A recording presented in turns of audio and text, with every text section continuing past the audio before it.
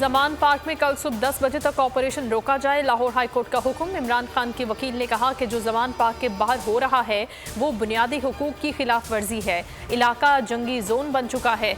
उधर वारंट गिरफ्तारी मुअत्तल करने पर इस्लामाबाद हाईकोर्ट में समाअत हुई। अदालत ने ट्रायल कोर्ट से रुजू करने का हुक्म दे दिया। लाहौर जमान पार्क में जारी ऑपरेशन थम गया। पीटीआई कारकुनों की शदीद मुज़ाहमत के बाद पुलिस पीछे हटने पर मजबूर हो गई। इमरान खान मास्क लगाकर कारकुनान से मिलने बाहर आए। कहते हैं ये सब कुछ लंदन प्लान के तहत हो रहा है। जेल जाने के लिए मेरा बैग तैयार था, कारकुनों ने रोक दिया कि आप पर तशद्दुद किया जाएगा। एक मरतबा फिर हक और सच की फतह। को चेयरमैन बोल न्यूज शुएब शेख रिहा। एफआईए हुकाम रिहाई के दस्तावेज लेकर पिम्स पहुंचे। कहा दस्तावेज मुकम्मल हैं, हमारी तरफ से आप रिहा हैं। स्पेशल जज सेंट्रल आजम खान ने जमानत मंजूर की थी।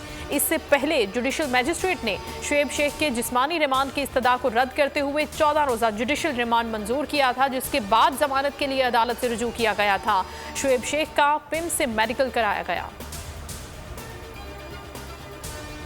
बोल न्यूज के खिलाफ एक और हुकूमती हथकंडा। एफआईए साइबर क्राइम ने बोल न्यूज इस्लामाबाद के ब्यूरो चीफ सिद्दीक जान को नोटिस जारी कर दिया। सोशल मीडिया पर आवाम को उकसाने का इल्जाम। सिद्दीक जान ने नोटिस को इस्लामाबाद हाई कोर्ट में चैलेंज कर दिया। समाअत कल होगी। एक शख्स खुद को कानून से बालातर समझता है, रैलियों में जा सकता है लेकिन अदालतों में जाना उसके लिए महाल है। वजीर आजम शहबाज शरीफ की तनकीद। कहा इमरान खान बीमारी लाचारी का वावेला कर रहे हैं। क्या कभी किसी ने कहा कि बीमार हूं, अदालतों में पेश नहीं होऊंगा? जमान पार्क में सूरत हाल बहुत खराब हो गई है। इससे पहले कि खून खराबा हो आपको किसी से बात करनी चाहिए। सदर ममलिकत आरिफ अलवी और यास्मिन राशिद की मुबैना ऑडियो लीक सामने आ गई। साबिक वफाकी वजीर दाखिला एजाज शाह के साथ मुबैना ऑडियो में सारे एमएनएज और एमपीएस को फोन करके लोगों को लाने का जिक्र किया गया। सदर ममलिकत की ऑडियो लीक होना शर्मनाक है। ऑडियो वीडियो की प्रोडक्शन मरियम नवाज की है, वो इस काम की माहिर है।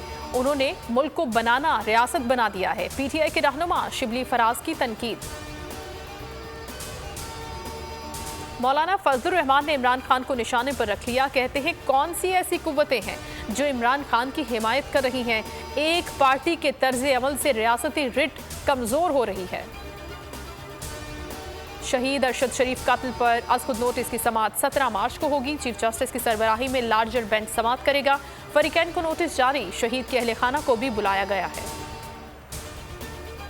पाकिस्तान सुपर लीग 8 में फाइनल में रसाई की जंग। क्वालिफायर मुकाबले में मुल्तान सुल्तान्स बड़ा स्कोर करने में नाकाम।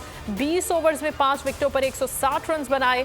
हदफ के ताकुब में शाहीन 11 की बैटिंग जारी।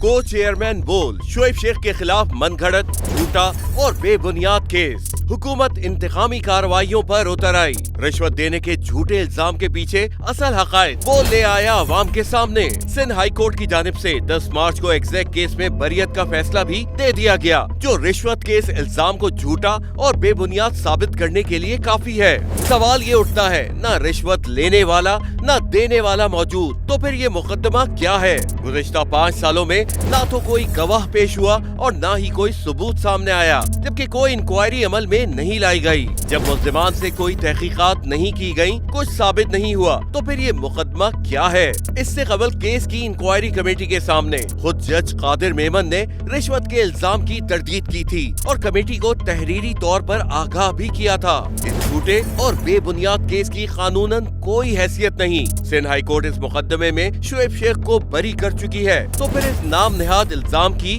कानूनी हैसियत क्या है? बोल इंसाफ का मुंतजिर है।